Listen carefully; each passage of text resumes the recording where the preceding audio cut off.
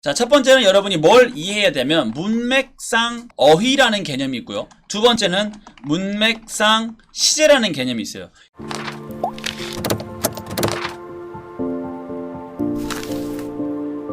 파트 6를 풀 때는 여러분이 고민을 해야 되는 게 있는데 뭐냐면 이건 6는 5와 7의 중간 단계예요.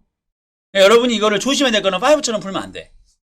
왜 5처럼 풀면 안 되냐면 5처럼 풀면 시간이 뺏기거나 아니면 오답이 나옵니다. 자, 어떻게 풀어야 되냐? 일단 여러분이 이거를 접근을 할 때는 먼저 몇 가지 개념이 있어요. 즉 문제를 풀기 위한 몇 가지 포인트가 있는데 그게 뭐냐면 파트 6 풀 때 주의할 점. 자, 첫 번째는 여러분이 뭘 이해해야 되면 문맥상 어휘라는 개념이 있고요. 두 번째는 문맥상 시제라는 개념이 있어요. 이거는 파트 6에만 존재하는 겁니다. 왜냐면 파트 5는 문맥이라는 개념이 없잖아요. 한 문장이니까. 그쵸? 자, 이 말은 무슨 말이냐면 문맥상의 어휘라는 건 예를 들어서 내가 이렇게 문장을 써볼게요. I 한 다음에 땡땡땡땡땡 한 다음에 북이야. 그러면 여러분 여기다가 내가 I 한 다음에 I will까지 써볼까요? will까지 I will 한 다음에 I will 북 이렇게 있어. 그러면 여기다가 내가 I will sell이 될까요? 아니면 buy가 될까요? 더로 할까? 어라지 말고 더 귀찮아요. 그렇죠? 자, 여러분 I will sell the book이 될까? buy the book이 될까? 그래서 여러분이 조심해야 되는 거야. 이걸 만약에 여러분들이 첫 번째 질문에서 만약에 이 첫 번째 지문에서 만약에 여기가 무슨 가든이 있어. 가든. 그러면 여기 가든 있으면 여러분 visit가 맞을까요? 아니면 leave 떠나다가 맞을까요? 여기다 쓸 때 여러분 visit를 써야 될까? 아니면 leave 떠나다가 맞을까? 그렇지, 알 수 없는 거야. 왜냐? 뒤에 어떤 일이 나올지 모르기 때문에. 그래서 문맥상의 어휘라는 거는 이거는 절대 파트 5에서는 여러분 문제 이렇게 나올 수가 없지. 왜냐하면 둘 다 답이니까. 그래서 이걸 정해주는 포인트가 어딘가에 있다란 말이야. 어디 있냐? 주로 뒤에 나오지. 만약에 이게 앞이라면. 이해돼요? 무슨 말인지? 그러니까 여러분들이 반드시 6를 풀 때 주의해야 될 게 뭐냐면 바로 문맥상의 어휘야. 그 다음에 또 하나가 뭐냐면 문맥상 시제. 자, 만약에 내가 buy라고 하자. 셀하고 셀? 셀 해보자. 셀을.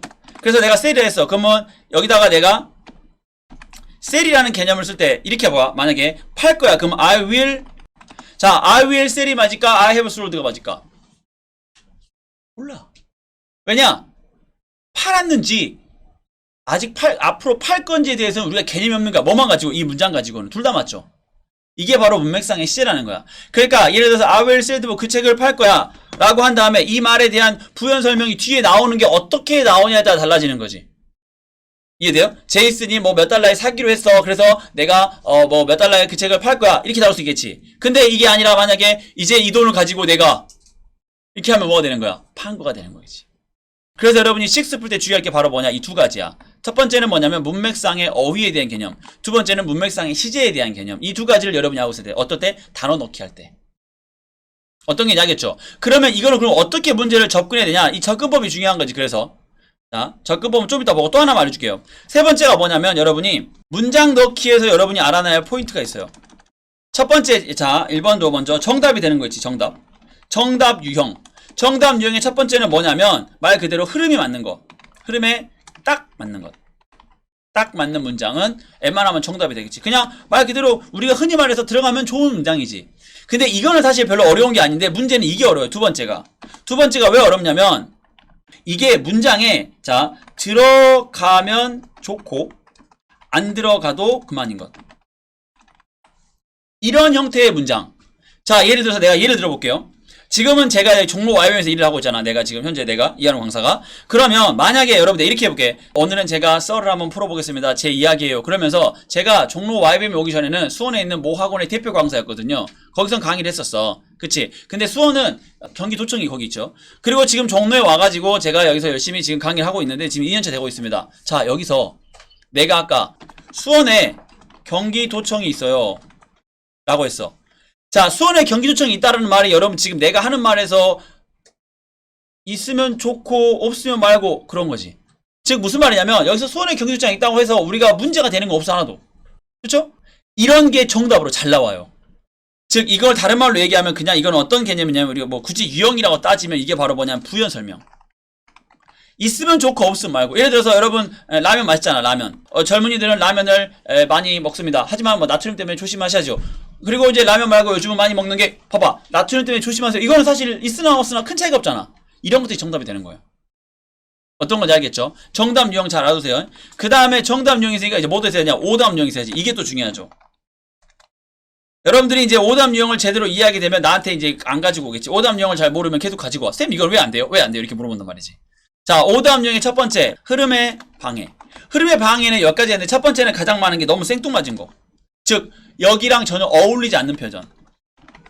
그러니까 예를 들어서 지금 내가 한참 뭐 공원에 대해서 이번에 공원 공사에 대해서 막 얘기를 한단 말이야. 공원 공사 얘기하다 갑자기 역시 브라질에는 뭐냐? 그 뭐라 하지?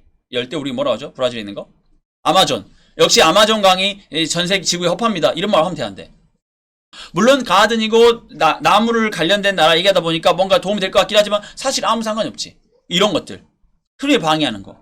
그 다음에 알아듣는 게 뭐냐면 두 번째가 뭐냐면 자기가 말한 거를 스스로 부인하는 거. 그 내용과 반대되는 거.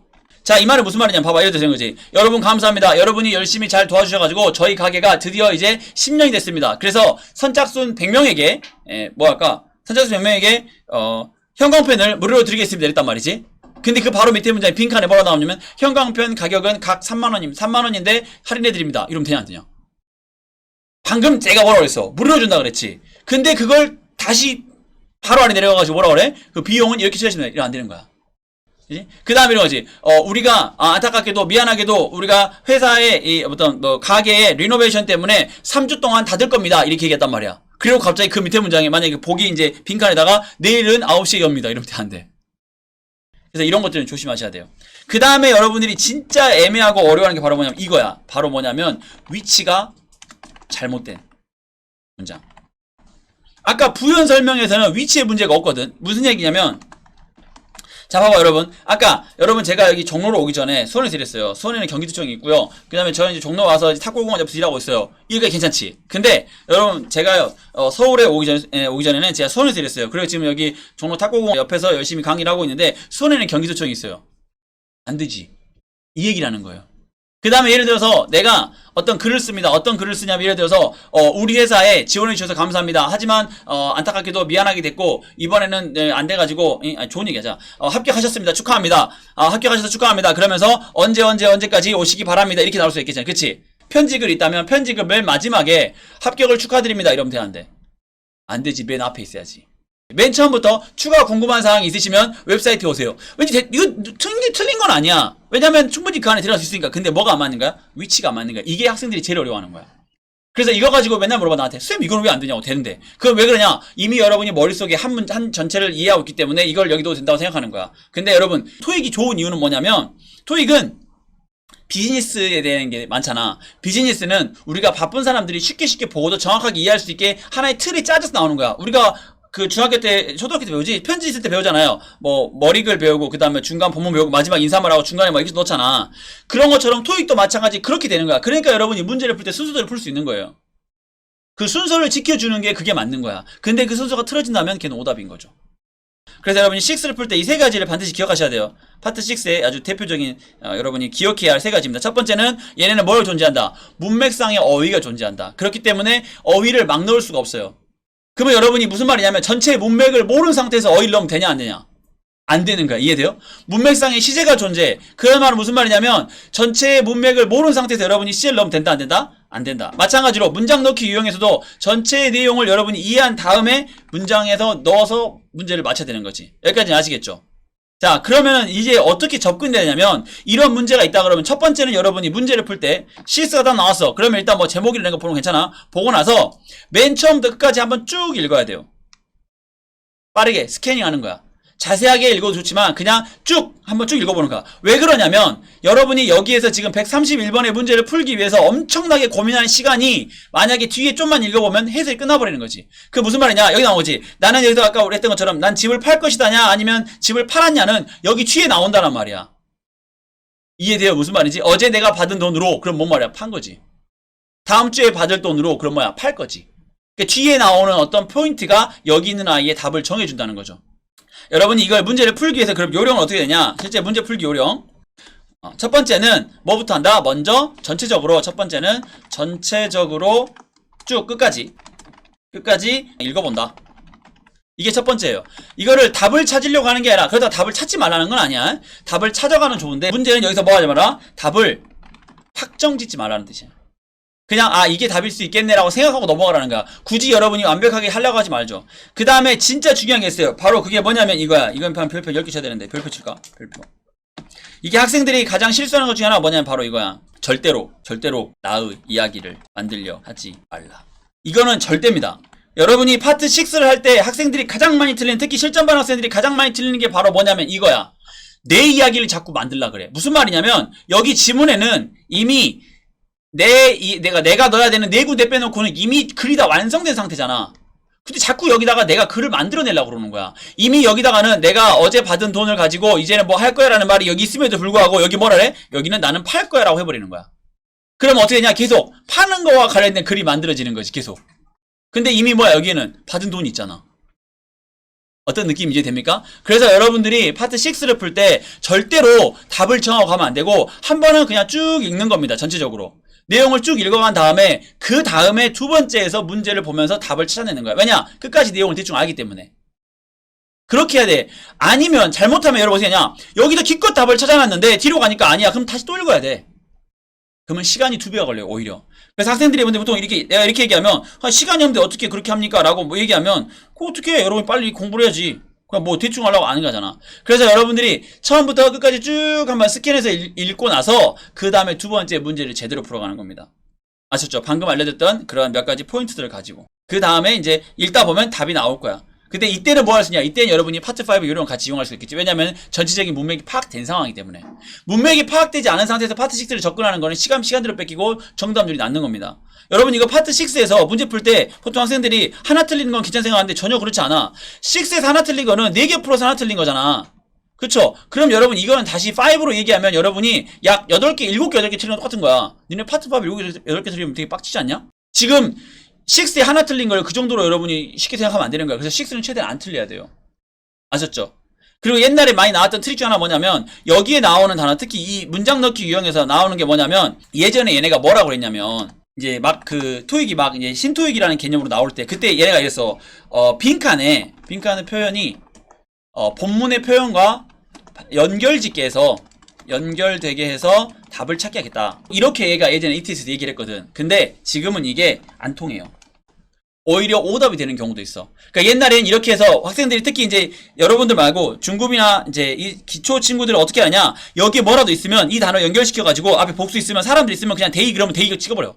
오히려 그게 틀리는 경우가 많아요. 이런 거지. 예를 들어 내가 드디어 오늘 실전반 수업을 시작했습니다 라고 얘기하는 거야. 내가 오늘 실전반 학생들 30명과 수업을 시작했어요. 그러면 뭐 썰전치가 나오겠지. 근데 그 아래 문장에 뭐라고 하냐면 그 학생들은 어제 졸업했습니다 이렇게 하면 되냐 안 되냐? 말이 안 맞죠. 그러니까 그리고 조심해야 돼요. 그러니까 여기 나와 있는 아이를 대명사로 받아주는 게 정답이 되게 하겠다고 ETS에서 그렇게 얘기를 했거든. 그래서 실제로 처음에는 그렇게 많이 나왔었어. 근데 문제는 뭐냐? 애들이 너무 잘해. 그러니까 오히려 그걸 역이용한 겁니다. 학생이 나와서 학생이 나왔다고 해서 그대로 잡아가지고 쓰면 틀릴 확률이 높다라는 거야 이제는. 그렇다고 그러면 아예 틀리냐? 그것도 아니야. 그러니까 더 이상 이거는 뭐가 안 되는 거냐면 지금 여기 나와 있는 이거는 더 이상 뭐 할 수 없어. 이거는 우리가 판단의 기준으로 볼 수 없는 거예요. 마치 여러분 우리가 지난 시간에 했던 것처럼 more effective가 있고 more effectively가 있어. 그럼 여기서 more는 판단의 기준이 돼야 안 돼. 그렇지. more는 여기서는 문제를 풀어가는데 핵심 포인트가 안 된다는 거지. 그래서 더 이상 이건 핵심 포인트는 안 돼요. 이해됐죠? 그래서 혹시 이런 거서 듣거나 하신다면 주의하셔야 돼. 이거 다 틀린 소리야. 물론 이게 아닌 건 아니야. 근데 말했지 여러분 우리는 실전반이잖아. 실전반은 항상 포인트가 뭐냐면 덜 틀리는 게. 자 일단 인문 중급 보자. 인문이랑 왜래? 인문이나 중급은 많이 최대한 맞추기가 중요한 거야. 여러분들은 실전은 어떻게 해야 돼? 실전은 최대한 안 틀리기야. 그러니까 최대한 안 틀리기라는 건 어떤 개념이냐면 여러분들은 시중에 나오는 요령들이 함부로 낚이면 안 된다는 거죠. 그래서 이게 무조건 맞아요 막 이런 말 있잖아. 조심해야 되는 거야. 그래서 내가 이런 파트 2 때 맨날 얘기하잖아. 그쵸? 그런 걸 경계하셔야 돼. 왜냐면 우리는 하나라도 안 틀려야 되니까. 그래서 지금 내가 알려주는 방법들 요거 잘 기억하시고 특히 주의해야 될 게 뭐다? 바로 요거 문맥상의 아이들 얘네들 특히 주의하셔야 돼요. 아셨죠? 그래서 요 두 가지를 여러분들이 잘 기억하시면은 파트 6 문제 푸는 데는 크게 문제 없을 거예요. Got it? 그러면 이제 우리 한 문제만 풀어보고 집에 갑시다. 자, 맨 첫 번째 질문 한번 풀어볼까요? 자, 시작.